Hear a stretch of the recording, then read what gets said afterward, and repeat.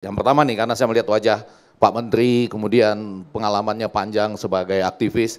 Perasaan Pak Menteri sampai saat ini melihat apa tuh teman kita Del Pedro masih ditahan itu gimana? Kurang lebih perasaannya gitu. Itu kan ranahnya ada di Enggak, bukan perasaan pribadi aja. Saya sebagai orang yang pernah ditahan menjadi juga, tahanan politik. Iya betul.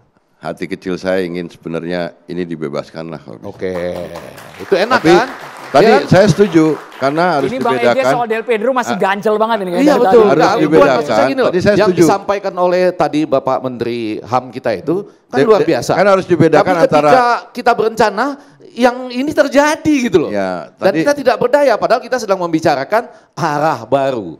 Betul nggak? Itu judulnya kan? Arah baru itu artinya tadi, ini kan persis seperti yang sedang direncanakan. Om Piga tadi udah, tapi sekarang sudah menunjukkan. Pak Piga udah benar bahwa harus dibedakan antara yang kritis dengan yang berusuh. Berarti besok-besok atau malam ini setelah menonton acara ini bebas teman kita. Ya, nah itu maunya. Pak Piga. Ya, kita mau gitu ya. Ada dua menteri yang mau nih. Sudah. Malam ini. Loh, gini. Pak sedikit aja Pak Menteri. Malam ini di catatan demokrasi harus dicatat ada dua menteri yang mau supaya teman kita Del Pedro itu bebas. Begini Bang. Hati, kan? Ini secara personal ya begini, Kang Ferry ya. Begini Bang. Ya. Nggak di dalam hati. Saya harus bicara dulu. Ya. Bahwa negara Indonesia kita sudah sepakat teori Montesquieu, eksekutif, yudikatif, legislatif, ya.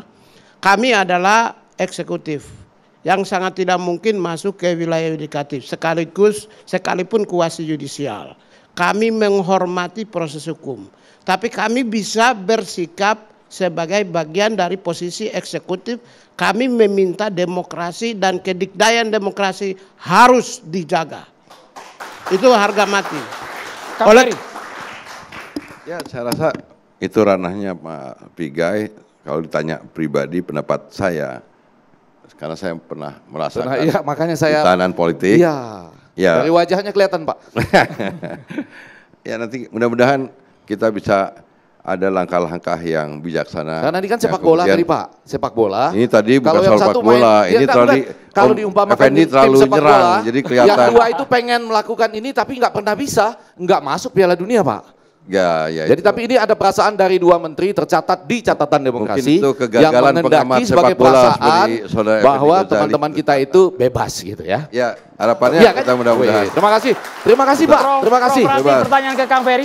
Berarti Bapak Profesor tadi kan nanya soal koperasi tadi. Saya tipis saja bahwa pasti nanti koperasi desa ini akan menjadi instrumen dan alat perjuangan masyarakat. Jadi bahwa kalau di desa itu Prof itu sekarang banyak praktek rentenir, tengkulak, pinjol dan sebagainya. Pasti itu akan koperasi desa akan berfungsi untuk itu. Memutus mata rantai distribusi yang berkepanjangan dan lain sebagainya, akan menjadi off taker dari hasil produk masyarakat desa.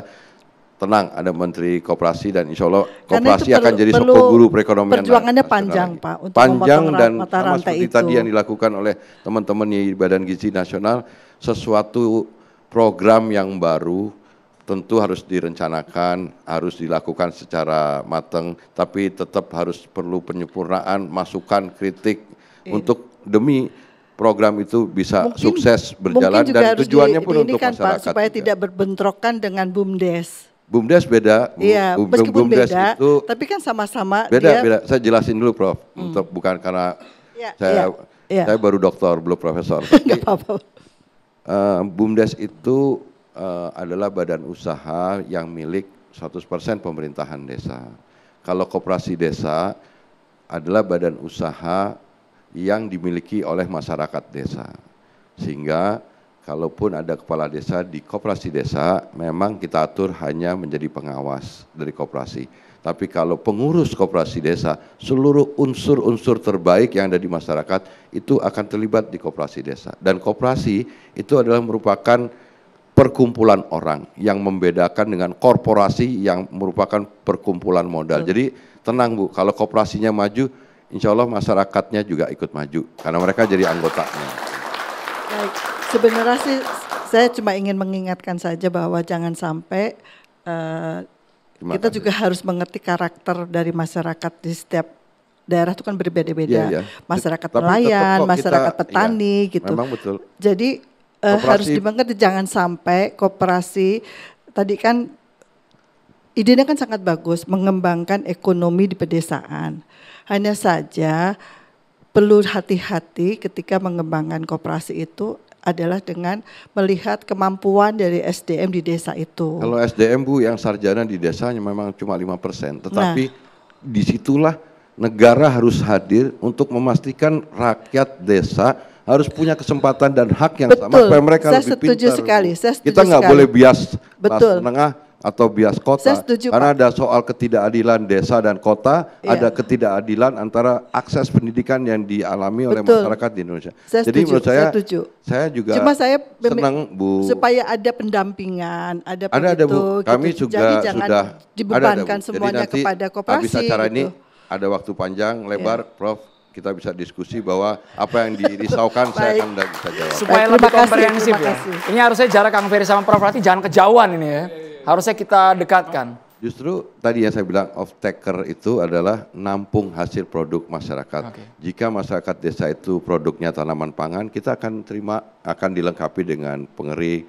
Kalau sayuran, buah-buahan, hortikultura, atau masyarakatnya pesisir, nelayan, kita akan sediakan cold storage dan lain sebagainya. Jadi apa yang disampaikan Profesor itu sudah kami buat, kita rencanakan, tapi tetap sekali lagi memang kita program apalagi baru setahun, sebuah perencanaan yang teknokratis seperti sekarang ini perlu masukan dari kami juga terbuka dengan universitas dan dunia pendidikan juga kok terbuka. Ini Prof Rati sama-sama nih ya, ini kalau betul kata Kodari ujian, maka metodologi jangan-jangan koperasi dulu yang harus ada di seluruh Indonesia, baru kemudian ada MBG-nya karena itu salah. Dia mampu, misalnya dalam logika multiplier effect, mengumpulkan potensi-potensi, kami membayangkan begitu daripada tergesa-gesa, tapi karena ini diambil paralel, ya sudah kita perbaiki dua-duanya, betul gitu kan? Jadi gini Pak Profesor Effendi Ghazali yang terhormat, dalam sebuah perencanaan itu, tidak semuanya harus berasal dari naskah akademik. Oh iya, setuju. Itu semua harus juga ada dialami dalam prakteknya.